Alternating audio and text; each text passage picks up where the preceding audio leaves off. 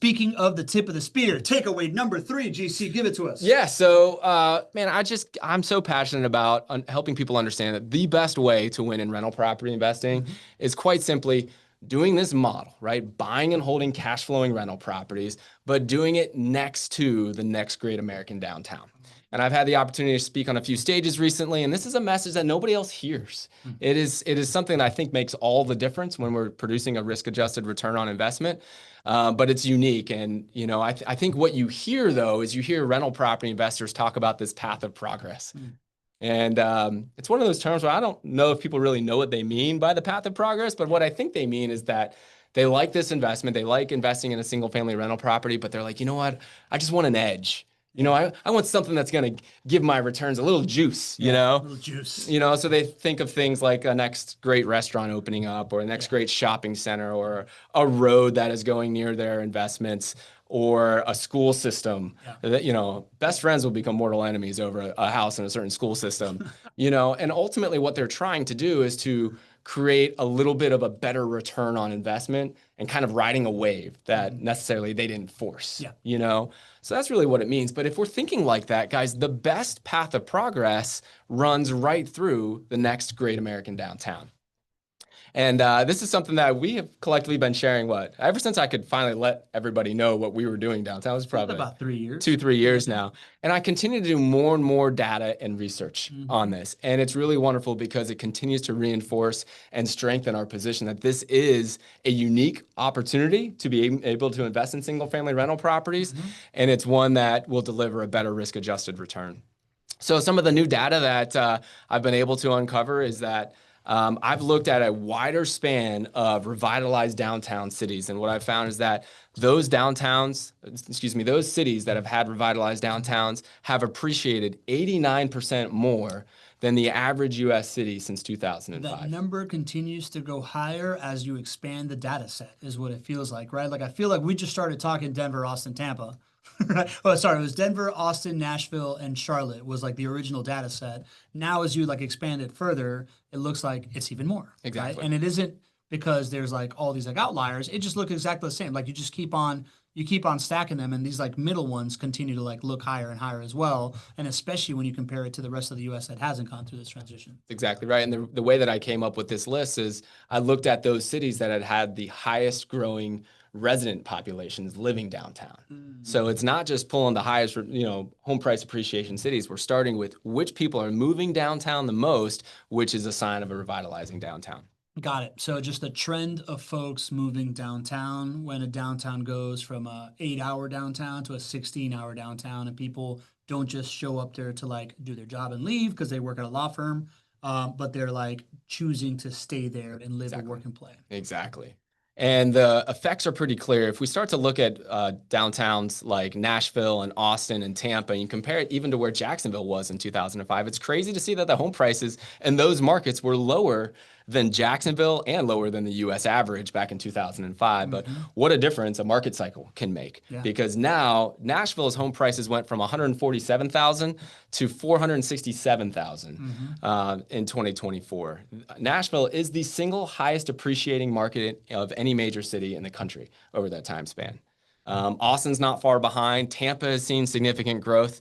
So you ask, what have these three cities had in common? Well, of course, they had revitalizing downtowns that happened in the early 2010s. And this is my favorite stat that we've learned. This idea that there is a tipping point for when this like snowball of a downtown hits escape velocity and is now going to become an avalanche. And it's this idea of 10,000 residents. And the reason why is that if you study all the great cities in the world, and you study urbanism and all these different things, the key to a great downtown is what we call mixed use, right? It's this idea that you're walking on the street, at the storefront, there's stuff that you can do, businesses you can interact with, cafes, restaurants, shops that you can walk into, and above them, people are living. Any city that you've like walked around and be like, man, this city's cool, has this, right? From Greenville to Madrid, or however you want to look at it this way. And what happens is that when you are developing these cities in the United States, what a developer really needs for this mixed-use building is an anchor tenant. It's that tenant that's going to be like, oh yeah, I'm going to take a big piece of that like commercial square footage downstairs, and that's going to make your numbers work. And what those people look for are 10,000 residents within the urban center. That makes their demand and their retail and their like foot traffic work so they can sell their trinkets and hit their numbers. And that number of 10,000 residents has been something that we've been like really harping on, that opened up my eyes about 4 years ago. 100%. Prior to hitting roughly 10,000 residents, the way that you'll see downtown development generally is through the use of incentives. So cities have to incentivize developers to come in. And while that is effective, that's kind of the state we're in Jacksonville at the moment. That's slow. It's a hard process for the developer, for the city, the community, the residents Everybody have has to their sign opinion off. on it. Yeah. It's just not popular. And so it's slow. So developers don't really like to go in at that point.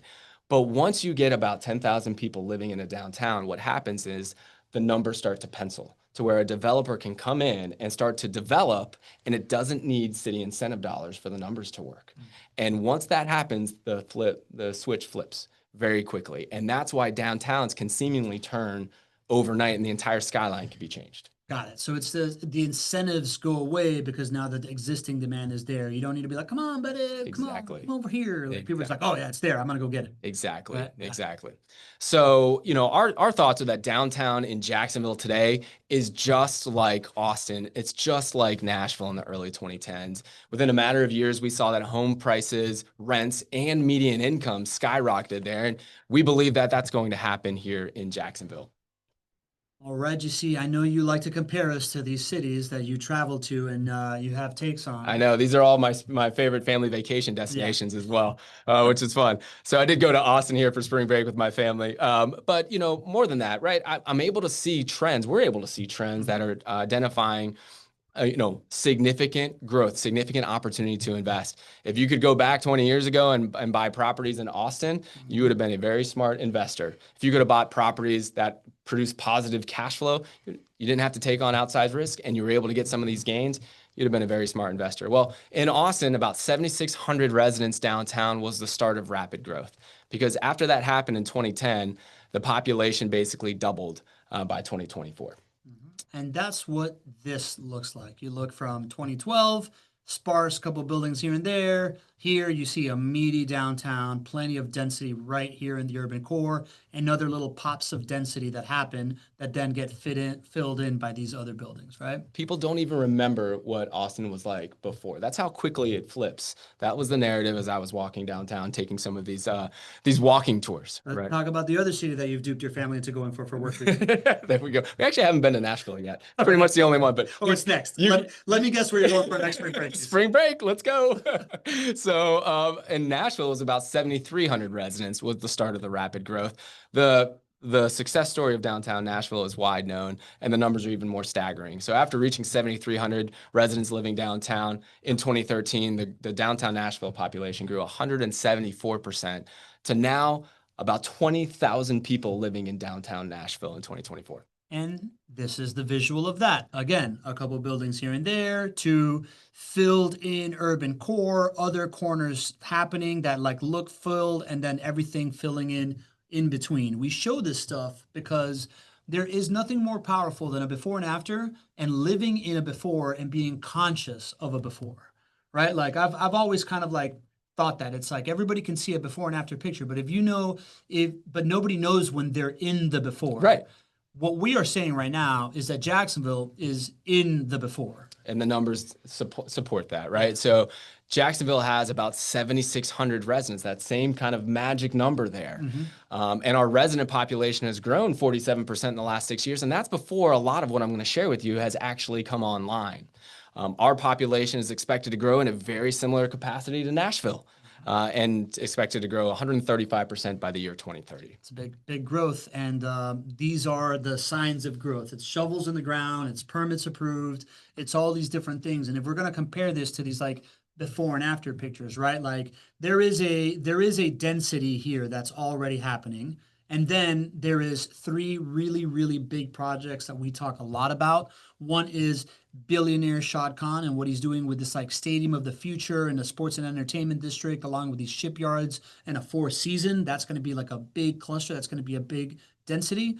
Then there's the University of Florida, right? Like the number one thing that makes an economic flywheel really go is a world-class institution that can feed talent, that can feed residents into a downtown and into the workplaces. That's going to be a like an AI-focused health tech and fintech kind of like accelerator thing. All these other little projects are going to be filling in because now there's also another big mass project that's going to fill it in, which is Gateway Jax. GC, tell us about it. Yeah, so Gateway Jax is the fund and project that JWB started. We started to acquire about 20 city blocks in 2020 and 2021. We were buying as much as we possibly could with nobody knowing about it, which was kind of a fun experience. And so we acquired these 20 city blocks. We then realized that we needed to bring on the talent to be able to deliver on this vision, and we needed to find the money. And so we raised over $230 million in funding for Gateway Jax. And then we found the talent. We went and we hand selected, found/begged somebody who had done this exact same thing in another city and said, can you please come to Jacksonville? In multiple other cities. They said, can you please come here and deliver this vision for us? That individual is named Brian Mull. He's a wonderful leader. He rebuilt downtown Tampa. He was the #2 in command for the Water Street project in downtown Tampa, which is a $4 billion project, very similar to what we are doing in downtown Jacksonville. He then went up to Crystal City outside Washington, D.C. and built the Amazon HQ2 headquarters. And so that was a $5 billion project. So somebody who comes from a wealth of knowledge and experience. And the pitch was very simple to Brian. We said, hey, we've got the land. We've got the money. We need you to come. We have an environment that is public-private partnerships work well in Jacksonville.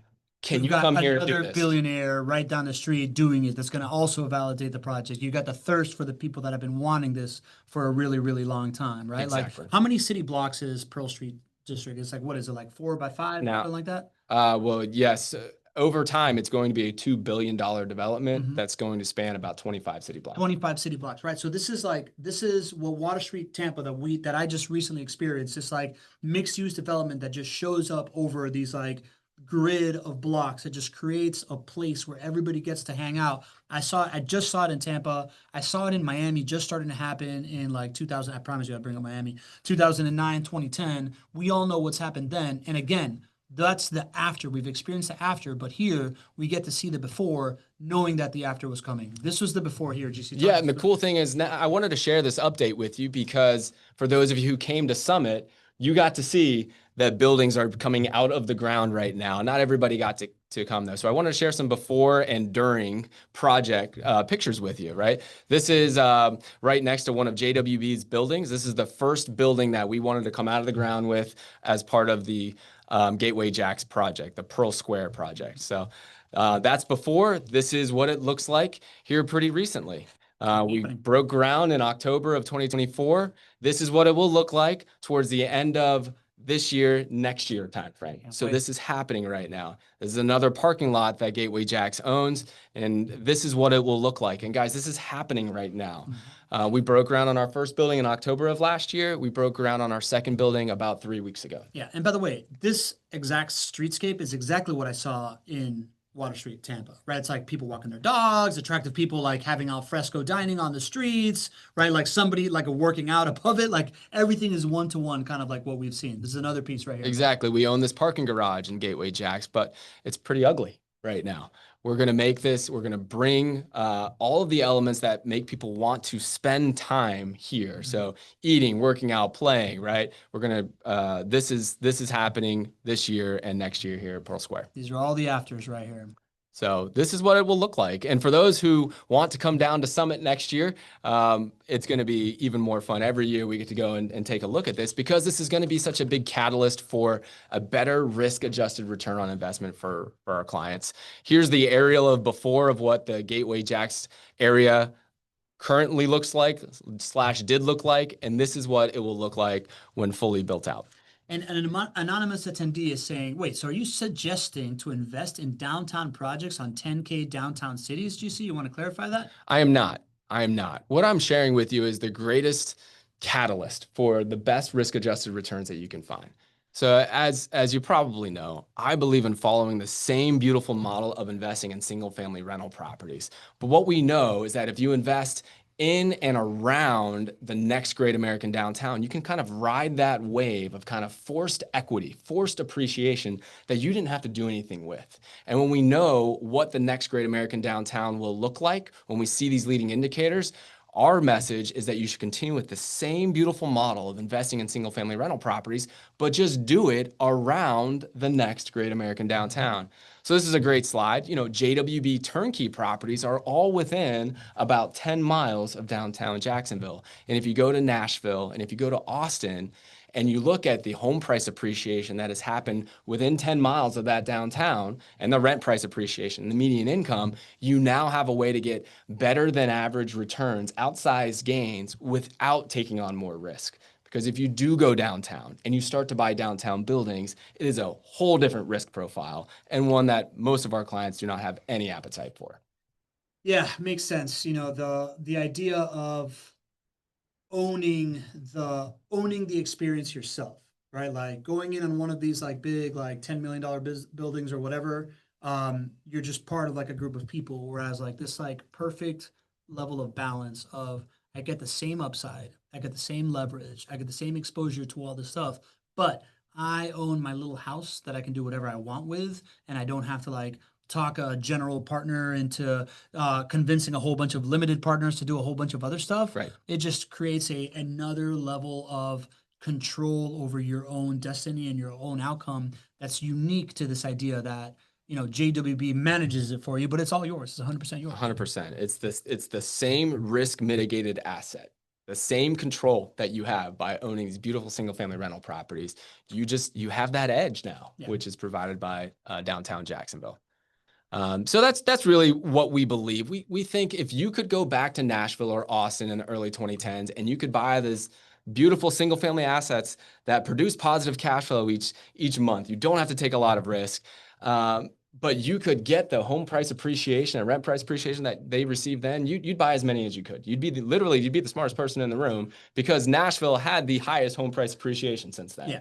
And at that point, you could get positive cash flow. Today, you can't. Yeah. Right. So that is the opportunity that we see here by investing in Jacksonville, specifically in JWB neighborhoods here in 2025.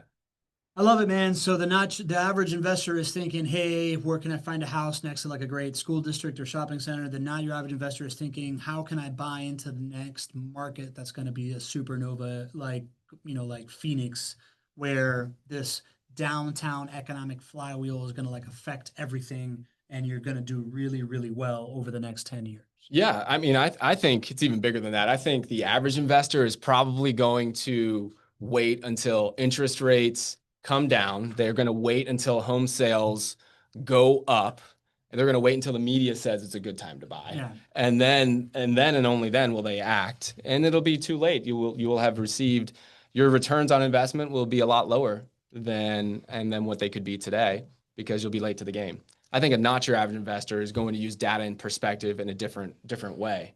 And I think the downtown Jacksonville opportunity that I just shared with you, that is just icing on the cake. The model of investing in single family rental properties that is so risk mitigated is what has been tried and true for decades for JWB clients. The interesting thing is that when you buy before interest rates go down, what happens is, and you understand how interest rates going down affects home prices, you actually get to lock in a lower home price today than you'll likely see in the future. You actually get to lock in more cash flow today than you will likely see in the future because home prices will go up. And then interest rates are higher than we all want today, but what do? You just refinance later on in order to get a lower interest rate. So you walk in with significantly better returns on investment by actually doing the contrary of what an average investor would do right now. Love it. You see